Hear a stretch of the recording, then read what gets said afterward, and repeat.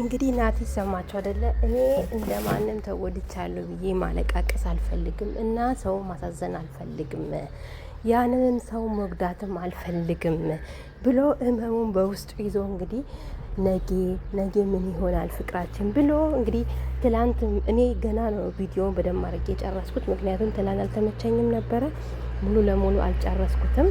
የምር ልብ የሚነካ ንግግር ነው ናቲ የተናገረው። ልብ የሚነካ ፍቅር ማለት በቃ ይኸው እንደዚህ እና አንተ አጋሰስ ተማር ከናቲ። ስንት ነገር አሳልፎ ስንት ፍቅር ስንት መከራ እንኳን አሳልፎ ያልሰጣት ነው። እኔ ነገ አለቃቅሻ አልመጣም፣ ህመሜን በውስጤ ነው የሚይዘው። እንዲሆንኩኝ ብዬ አልናገርም ያለ ትክክለኛ አፍቃሪ ናቲ እኮ እንደዚህ ቢሆን ያምርበታል። ናቲ አለቃቅሶ ተጎዳው ብሎ ቢመጣ ራሱ ናቲ ላይ ያምርበታል። የምር ግን እዚህ በ2 ወር በ3 ወር ፍቅር አጫወትኩኝ ብሎ እያለቃቀሰና አንዴ ኩላሊቴን አንዴ ፊት ሜካፕ እየተቀባ አንዴ ፊቱን እያሳበጠ አንዴ ይቅርታ አስደነገጥኳችሁ እያለ ከሚመጣ ወንድ ማለት ነው። እና ናቲ ሙሉ ለሙሉ ትክክል ነው የተናገረው። ትክክል ሙሉ ለሙሉ እውነት ነው። አንድና አንድ ናቲ በእርግጥ ያው በቃ አብሮ ለመመለስ አብሮ እንደውም ናቲ ከሷ ጋር አብሮ ለመሆን በጣም ይፈልጋል። በቃ እንደዚህ ሰው እንዲያቅለት ፍቅረኛ እንዲሆን በደንብ ይፈልጋል። እሷ ደግሞ ያው ያሳለፈችው ነገር ስላለ በደንብ ጊዜ እንስጣት። ምክንያቱም ያው አብሮ ለመሆን ትፈልጋለች፣ ሲጀምር ታፈቅረዋለች፣ ትወደዋለች፣ ታፈቅረዋለች። ግን ያው በቃ ያሳለፈችው ነገርም ስላለ ጊዜ እንሰጣት ብላለች። ምክንያቱም ከሱ መለየት አትፈልግም። እሷ ጋም ትክክል ነው ያለችው። ነገ መመለሳችሁ ስለማይቀርም ነው እንዲህ በኮንፊደንስ የምትናገረው። እሱም ደግሞ በቃ ምን አይነት ፍቅር እንዳለው ይህን ነገር ሁሉ አድርጋ ይህን ነገር ሁሉ ብዙ ነገር በህይወቷ ገጥሞ ራሱ ስለሚያምናትና ስለሚወዳት ከእሷ ጋር ለመመለስ እያሰበና እያቀደ ለነገ ብሎ እያሰበ ያለው። ስለዚህ ናቲ አንድና አንድ የፈራው በቃ ይሄ አሁን ግልጽ አድርጎ አልነገራትም እንጂ እኔ ከንግግሩ እንደተረዳሁት ይሄ ስራዋ ዩቲዩብ ስራ ነው። ከብዙ ሰው ጋር ልትገናኝ ትችላለች። ገባችሁ? እና ምንድነው የዚህ የሚያጨውት? ነገ ይሄን ስራ ስትጀምር ከሰው ጋር ከወንድ ጋር ትገናኛለች። በዚህ ምክንያት በጣም ይፈራል። ይሄን ነገር ነው የሚሰጋው እንጂ እሱ ከሌላ ሴት ጋር እንድትሆናለች ብሎ ሳይሆን በቃ ይሄ አሁን ዩቲዩብ ላይ የሚሰራው ነገር አለ። በዛ መንገድ ሴት ልጅ ስለሆነች መጥፎ ነገር ውስጥ ትገባለች። እምነቷን ለሱ ያላትን ነገር ወደ ኋላ እየተወች ትመጣለች፣ ትረሳለች። በዚህ መንገድ ነው ናቲ የተረዳውና ለነገ እንዴት ነው መሆነው? ነገ አትቀየሪም። ነገ እኔ አሁን እሱ አሁን ታውቃላችሁ ስራ ላይ ነው፣ መለወጥ ይፈልጋል በደንብና አልጠብቅህም በሚል ደግሞ ሌላ ነገር ውስጥ ትገቢያለሽ በሚል ነው ስጋት ውስጥ ያለው። እና ሄልዬ ደግሞ እስካሁን ካሳለፈችው ነገር በደንብ ተረድታለች ብዬ አስባለሁ። በደንብ ያሳለፈችው ነገር ትምህርት ወስዳለች።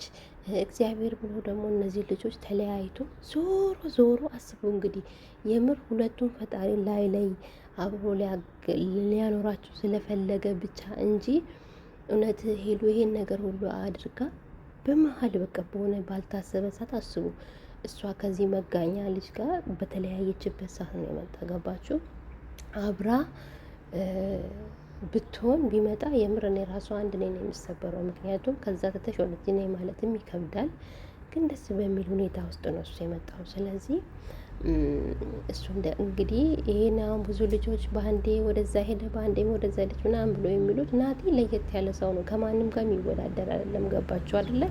ከማንም ጋር የሚወዳደር አይደለም ናቲ። ምክንያቱም ብዙ ነገር ያሳለፉት ነው እንደነገረው እንደነሱም እንደተናገረው። እኔም ከዚህም በፊት ብያለሁ። እነሱን ያጣላ ነገር አለመደማመጥና ትዕግስት አለመኖር ነው እንጂ ያው ሴት ልጅ ስለሆነች ከብዙ ጋር ስለምትገናኝ ትወርቃለች እንጂ ጥላቻ ነው አይደለም። ገባችሁ? እሱ ደግሞ ሌላ ሀገር ስለሆነ እንጂ የመለያየታቸው አክሰስ በጣም የሰፋው እንጂ ሁለቱም ይለያዩ አይደለም። ገባችሁ? እና እውነት ለመናገር ሁለቱም ይለያዩ አይደለም። ፈጣሪ ስለፈቀደ ብቻ ነው እነዚህ ልጆች አንድ እንዲሆኑ እንትን ያለው እና ከዛ ሰው ጋር ተለያይታ እሷ ከዚህ ጋር የሆነችው እንግዲህ ናቲ ከሌላ ሀገር ነው የመጣው። መቼስ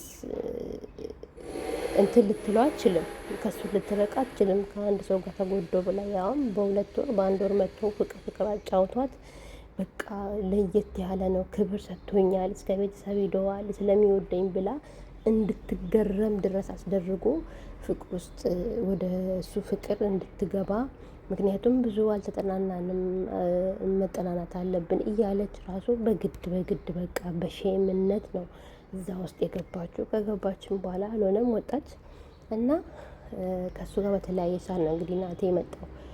እንግዲህ ናቴ መጥቶ መቼስ ዝም ልትለው አችልም መቼም ማለት ነው። ምክንያቱም የነዚህ ከዚህ ከአሁን ልጅ ጋር የጀመረችው ፍቅር ትክክል እንደማይዘልቅ ሁላችንም እናውቃለን፣ አንድ እንደማይሆን። ምክንያቱም በጣም የችኮላና ልጅቷን ሄልዬን እጁ ውስጥ ለማስገባት ነበረ የእሱ ፍቅር እንጂ የምር ከልቡ አፍቅሯት እንዳልሆነ ሁላችንም የተገነዘብነው ነገር ነው። ምክንያቱም በእጁ አስገብቶ ህይወቷን ለማመሰቃቀል ነበረ። ይሄ ነው እንጂ እውነተኛ ፍቅር መቼስ በአንዴ ዝው ብሎ አፈቀርኩሽ፣ ወደድኩሽ፣ ከነፍኩሽ ብሎ በአንዴ የሚቀየር ሰው አይደለም። ስለዚህ እሷ ይሄንም ተረድታ አይታ እንግዲህ በብዙ ነገር አይታ ወደ ራሷ ተመልሳ አሁን ደግሞ እግዚአብሔር ብሎ ናቲ በህይወቷ መጣ። ስለዚህ ይህንን ነገር ደግሞ ናትዬ ሄልዬ የምታጣ አይነት ሰው አይደለችም። ገባች አይደለ? ይህንን ህይወት መቼም በፍጹም ከዚህ በኋላ ስህተት ምሰራ አይደለችም። ምክንያቱም ከአንድም ሁለትም አይታ ብዙ ነገር ከነሱ ያየችው ነገር ነው። ለዚህ ሶስተኛ ብላ ጀምራ የምታመጣው ነገር ምንም ነገር ስለሌለ ከዚህ በኋላ ከናቲ ውጪ እኔ እንጃ። እኔ ወንድ ልጅን አምና ራሱ በፍቅር ከዛ ሰው ጋር የምትቀጥል አይመስለኝም ከናቲ ውጪ። የምር እኔ እንደዛ ነው ማስበው። ከናቲ ውጪ በፍጹም ከሌላ ወንድ ጋር አትጀምርም ናቲ። እኔ እርግጠኛ ሁኜ የምነግራቸው ነገር ሄሉ ከዚህ በኋላ ማንም አበርኩኝ፣ ከነፍኩኝ፣ ሞትኩልሽ የሚል ወንድ ቢመጣ ራሱ አምና ፍቅር ግንኙነት አትጀምርም ሄሉ በምንም ታምር።